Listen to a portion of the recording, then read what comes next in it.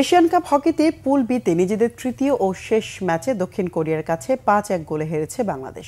এতে ৩ ম্যাচে ১ জয় নিয়ে ৪ দলের গ্রুপে তৃতীয় স্থানে বাংলাদেশ। মালয়েশিয়া গ্রুপ চ্যাম্পিয়ন এবং দক্ষিণ কোরিয়া রানার্স আপ হয়ে খেলবে সুপার 4-এ।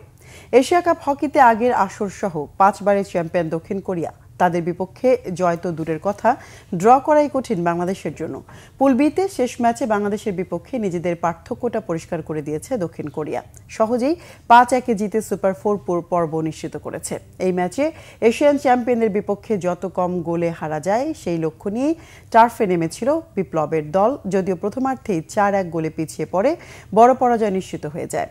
আক্রমণাত্মক খেলে প্রথম কোয়ার্টারে ৮ থেকে ১০ মিনিটের মধ্যে ২ গোল করে এগিয়ে যায় দক্ষিণ কোরিয়া। দ্বিতীয় কোয়ার্টারের প্রথম মিনিটেই ফিল্ড গোলে ব্যবধান ৩-০ করে কোরিয়া।